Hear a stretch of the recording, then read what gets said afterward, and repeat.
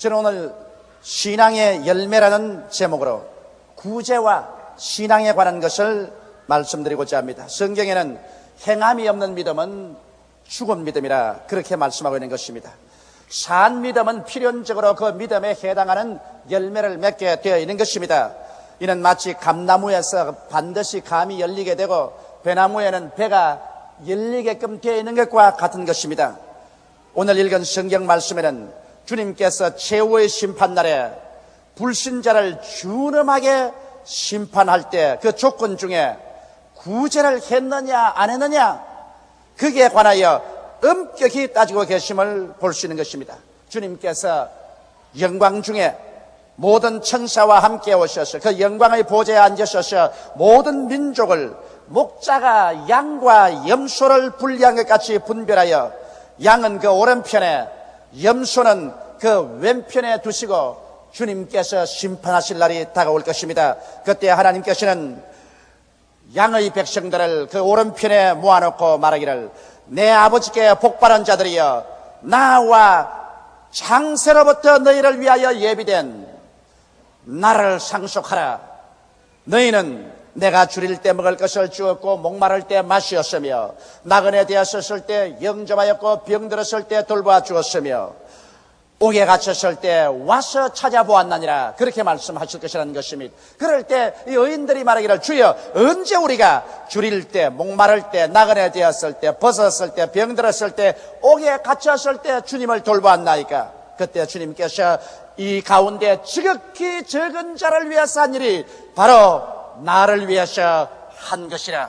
그러고 난 다음 염소의 나라 즉 버림받은 나라에 속한 사람들을 보고 주님께서 엄히 명령하시기를 저주를 받은 자들아 마귀와 그 사자들을 위해서 예비한 영영한 불로 들어가라. 너희는 내가 줄일 때 먹을 것을 주지 아니하였고 목마를 때 마시게 하지 아니하였으며 나그네 되었을 때 영접지 아니하였고 병들었을 때 돌보지 않으셨으며 옷을 벗었을 때 입히지 아니하였고 옥에 갇혔을 때 와서 보지 아니하였나니라. 저주를 받은 염소의 나라에 속한 사람들이 말하기를 주여 어째 우리가 주님이 줄이시고 목마르시고 나그네 되고 벗었고 병들었고 옥에 갇힌 것을 보았나이까. 그때 주님께서 하신 말씀이 이 소자들 가운데 지극히 적은 자 하나에게 안 한 것이 바로 나에게 하지 아니한 것이니라 이렇게 말씀하실 것이라고 성경은 기록하고 있는 것입니다. 이처럼 여러분 신앙과 구제는 불과 불의 관계가 있습니다. 그러면 구제와 신앙과의 관계를 좀 더 깊이 있게 저는 여러분과 함께 살펴보고자 합니다. 첫째로 여러분 하나님의 심판과 구제에 관한 것을 한번 살펴보고자 하는 것입니다. 다니엘서 4장 5절로 27절까지 보면 그 당시 중동 일대를 손에 잡고 뒤흔드는 대국이 있었습니다. 바벨로니아였습니다. 바벨로니아의 느부갓네살 왕이 천하를 호령하는 왕이었는데 하루는 꿈을 꾸었었습니다. 그 꿈에 보니까 나무 한 그루가 있는데 그 꼭대기가 하늘에 닿고 그 가지가 저 지구의 끝에까지 뻗쳤습니다. 열매가 얼마나 풍성한지 모든 사람들의 양식이 될 만하고 새들이 와서 그 가지에 깃들고 짐승들이 그 밑에서 안식처를 얻었었습니다. 그런데 갑자기 보니까 하늘에서 한 순찰사가 내려와서 당장 그 나무를 베고 그 열매를 떨어뜨리며 새들을 다 쫓아버리고 짐승을 쫓아버리고 그 그루터기를 쇠줄로 묶어서 푸른 청초 가운데 던져버리고 마는 것입니다. 그리고 한 대, 두 대, 7대를 푸른 청초 가운데 있게 내버려둔 것을 보았었습니다. 이를 보고 느부갓네살 왕이 마음에 들으니 번뇌하셔 자기 나라의 박사들과 점성술사들을 불러다가 그 의미를 물었으나 아무도 거기에 대해서 해석을 줄 수가 없었습니다. 그러자 하나님의 신이 계셔서 지혜와 총명이 넘치는 다니엘을 불렀었습니다. 그리고 다니엘아 내가 이와 같은 꿈을 꾸었으니 여기에 대한 해석을 좀 해주시오. 다니엘의 그 말을 듣자마자 어안이 벙벙하고 정신이 멍해서 말을 못합니다. 느부갓네살 왕이 두려워 말고 내게는 솔직히 이야기해 달라고 했었습니다. 그러자 다니엘이 하는 말이 왕이여 이와 같은 일은 왕의 원수에게 일어나기를 바라나이다. 이 꿈의 내용은 이와 같습니다. 나무가 하늘 끝에 닿고 그 가지가 세상 끝까지 뻗친 것은 바로 느부갓네살 당신 왕을 지칭하는 것입니다. 만백성이 당신 밑에서 음식을 얻고 공중에 나는 새와 짐승까지라도 당신의 수하였습니다. 그러나 이제 하나님께서 당신을 치실 것입니다. 나무를 베고 그 덩어리를 쇠줄로 묶어서 청초가운데 던져버린다는 것은 하나님께서 당신을 왕이 되지 않게 한다. 폐위시킬 것이요, 당신이 정신을 잃고 광인이 되어서 들의 짐승과 소와 같이 풀을 뜯어먹으며 이슬과 서리 맞기를 7년 동안을 계속할 것입니다. 왕이 나중에 천지와 만물을 지었으며 나라를 일으키기도 하고 망하기도 하시며 한 사람을 택하여 제왕의 자리에 앉게도 하시며 그를 퇴위시키기도 하는 권세가 만군의 여호와께 있다는 것을 깨닫게 될 때, 그때 하나님께서 다시 당신을 복구해서 제왕이 되게 해주실 것입니다. 그러고 난 다음 다니엘이 여기 지혜로운 말로서 왕에게 권면했습니다. 왕이여, 혹시 하나님께서 당신이 회개하면 그 마음을 돌이킬지 알 수 없기 때문에 죄를 회개하고 공의를 행하며 구제를 하라고 권면한 것입니다. 그것은 다니엘서 4장 27절에 있습니다. 그런즉 왕이여, 나의 가난한 것을 바르시고 공의를 행함으로 죄를 속하고 가난한 자를 긍휼히 여김으로 죄악을 속하소서. 그리하시면 왕이 평안함이 혹시 장구하리이다 하였느니라. 이러므로 여러분, 한 국가나 한 민족이나 개인이나 징계를 받을 때는 죄를 회개하고 불의를 버리고 공의를 행할 뿐 아니라 반드시 가난하고 헐벗고 굶주린 빈민들을 구제하는 일을 해야만 되는 것입니다. 오늘 하나님께서는 우리의 영혼의 문제만 관심을 가지고 있는 것이 아니라 여러분, 우리가 무엇을 먹을까, 무엇을 입을까, 무엇을 마실까, 어떻게 사는 데 대한 깊은 관심을 가지고 계십니다. 그러므로 한 나라가 흥하려면 빈민들을 잘 돌보고 구제해야 될 것이요, 어떠한 개인이나 어떠한 가정도 흥하려면 자기보다 못 살고 가난한 사람을 동정하고 구제하는 이런 일을 할 때 하나님께서 징계의 손을 그치시고 축복을 하는 것입니다. 오늘 근대 사회에도, 어느 사회도 안정된 사회나 어느 국가도 안정되고 번영한 국가는 복지 사업을 잘해서 빈부의 격차를 없애야 되고 국민 계층 간의 위화감을 줄여야 그 사회가 안정되고 국가가 잘 살게 되는 것입니다. 이러기 때문에 여기에 다니엘은 느부갓네살에게 권면해서 공의를 행하고 가난한 사람들을 많이 구제하시오. 그러면 하나님께서 그 마음을 돌이키셔 당신에게 장구한 평화를 주실 것이라고 말한 것입니다. 이러므로 사랑하는 성도 여러분, 우리가 이 세상에 살면서 우리에게도 시험이 다가오고 환난이 다가오고 시련을 겪을 때가 있습니다. 그럴 때 우리가 죄만 회개하고 주님께 부르실 것이 아니라 여러분과 내가 하나님의 긍휼을 받기 위해서는 반드시 우리 주위에 가난하고 헐벗은 사람을 생각해야 되는 것입니다. 자기 부모도 돌보지 아니하고 자기 형제도 돌보지 아니하고 자기 혼자만 호의호식하고 잘 먹고 잘 살겠다는 사람 아무리 부르짖어 기도해도 그런 기도는 하늘에 상달되지 않습니다. 자기 골육을 먼저 돌보고 이웃에 가난하고 헐벗은 사람에게 손을 내밀어 함께 그 짐을 나누어 지는 이러한 삶을 살 때 하나님께서는 그러한 사람들의 기도를 들어주시고 그러한 사람에게 하나님의 능력의 손을 베풀어서 반드시 축복하시고 도와주시는 것입니다. 이러기 때문에 여러분, 우리는 우리의 신앙생활에 구제가 하나님의 징계를 돌이키신다는 것을 알고 항상 구제하는 일에 추호도 등한히 하지 말아야 될 것인 것입니다. 둘째로, 우리가 구제하는 일을 해야 하는 것은 하나님께서는 구제하는 일을 기억하시고 반드시 보상해서 주시는 것입니다. 가이사랴에 주둔한 이탈리아의 백부장 고넬료라는 사람이 있었습니다. 이 고넬료라는 사람은 경건하여 온 집으로 더불어 하나님을 경외하고 백성을 많이 구제하고 항상 기도를 했습니다. 그러므로 그는 비록 유대인이 아니고 이방인이었습니다. 이방인은 개처럼 취급을 당하고 하나님께서 이방인은 돌보지도 아니하신데도 불구하고 이 이탈리아의 백부장 고넬료는 온 집안이 경건하여 야훼 하나님을 섬기고 구제를 많이 하고 기도를 많이 했습니다. 하루는 오후 3시 기도 시간에 간절히 기도한데 하나님의 사자가 나타나셨습니다. 놀라서 쳐다보니 고넬료야, 내 기도와 구제가 하늘에 상달되어 하나님께 기억한 바가 되었으니 이제 하나님께서 너에게 보상할 때가 왔다. 사람을 보내어 욥바의 피장 시몬의 집에 오고 하는 베드로를 청하라.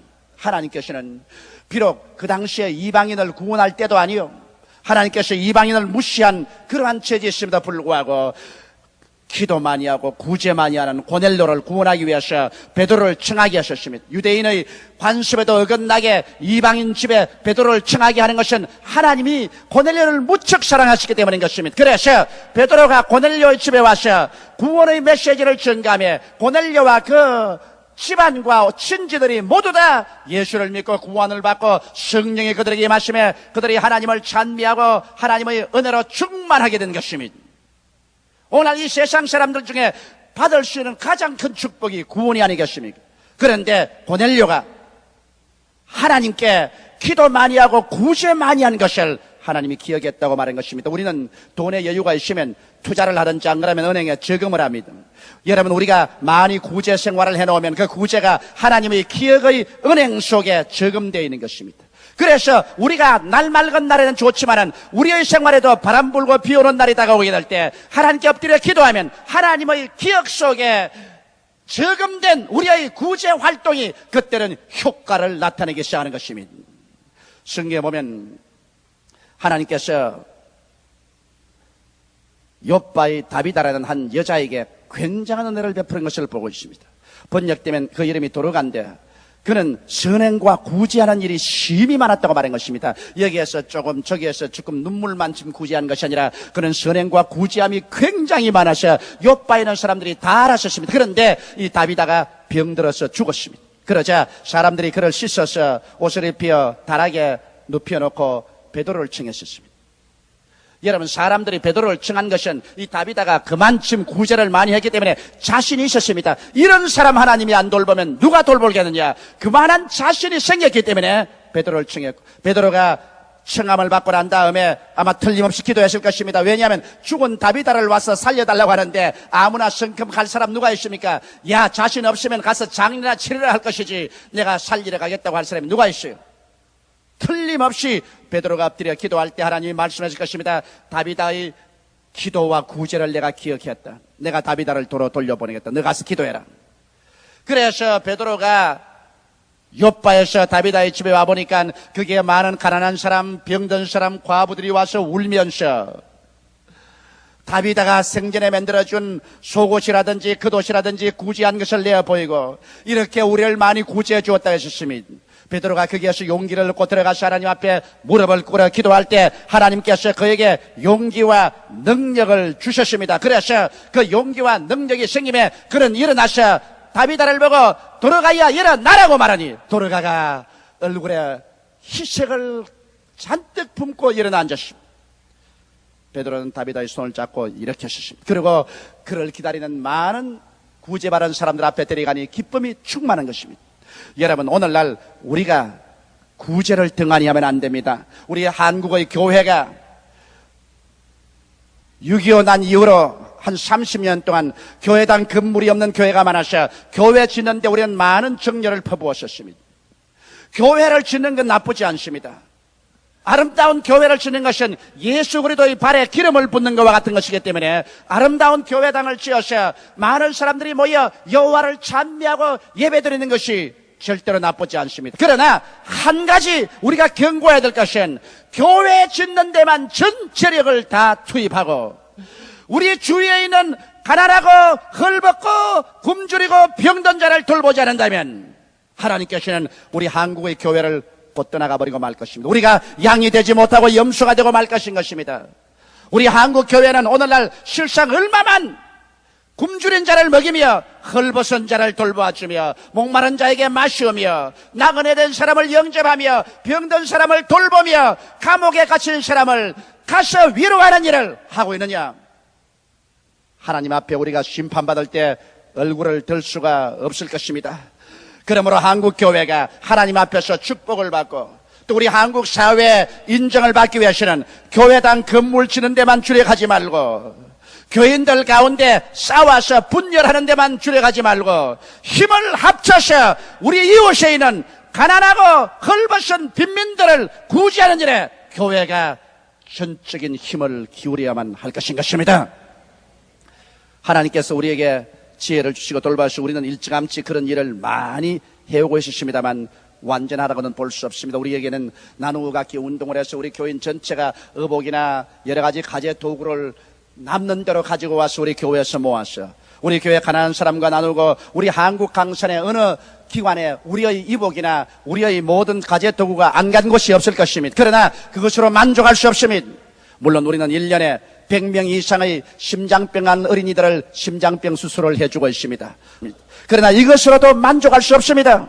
물론 우리는 금년도에 청소년 센터를 설립하고 거대한 양로원을 설립하지만은 이것 가지고도 만족할 수 없습니다.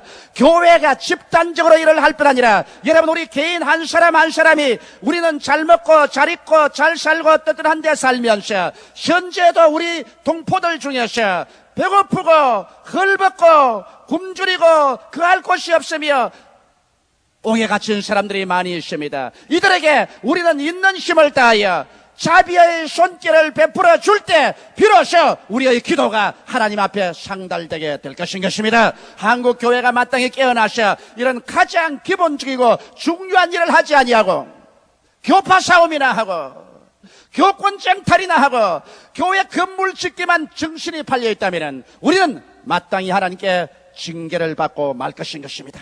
이러므로 이 점에 관해서 우리는 크게 회개하고 깨닫고 진실로 하나님께서 우리에게 시키는 본분으로 돌아와야 될 것입니다.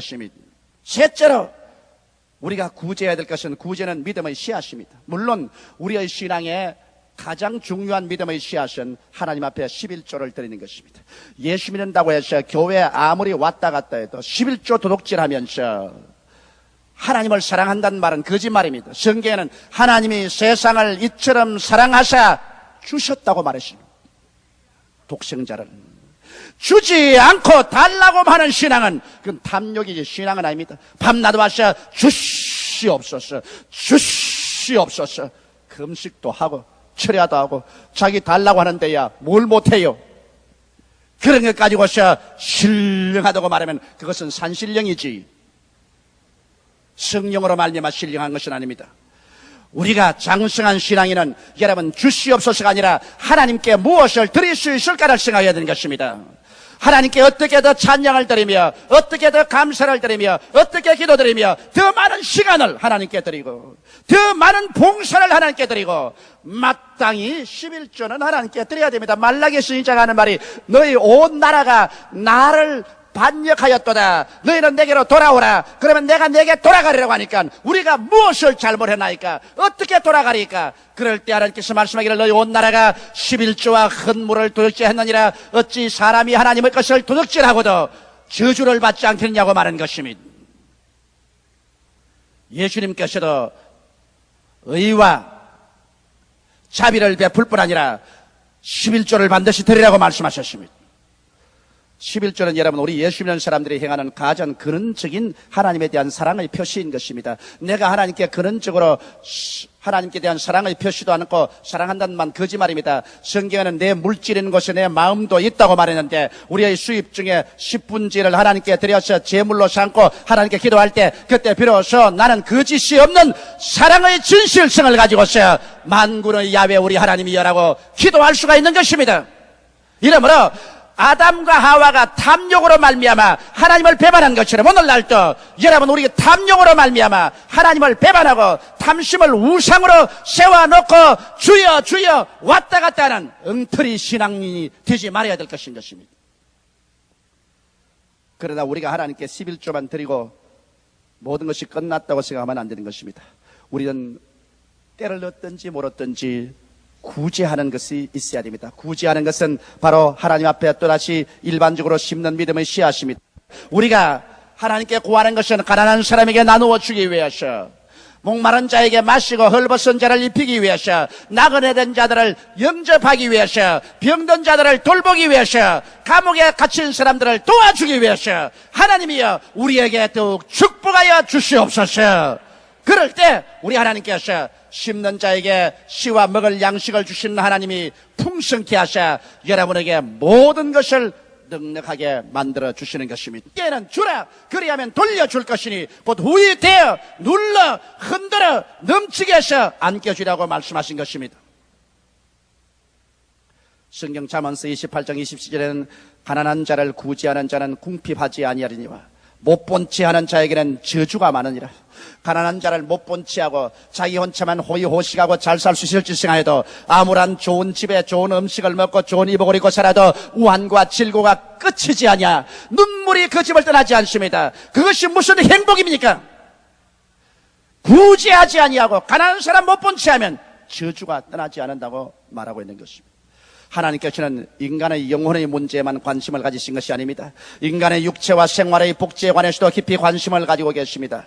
물론 영적인 것과 물질적인 것에는 먼저 할 것과 나중 할 것이라는 순서의 차별이 있지만 결코 물질적인 인간 생활을 하나님께서 무시하지 아니하시는 것입니다.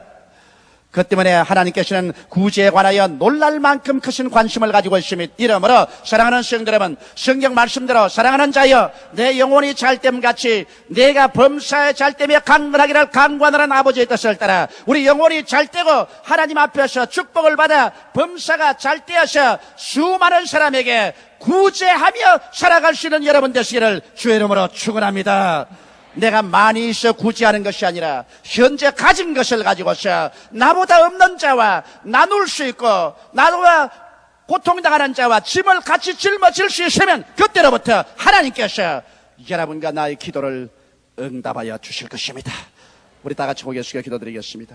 사랑이 많으신 우리 하나님 아버지, 우리는 죄를 짓고 불의하고 추악하며 버림을 받아야 마땅할 인간들인데 하나님이 우리 구제하기 위해서 그 아들 예수 그리스도를 보내시사 몸 찢고 피 흘려서 우리 죄와 불의, 추악, 저주, 절망을 한 몸에 걸머지시고 우리를 건져주신 것을 감사합니다.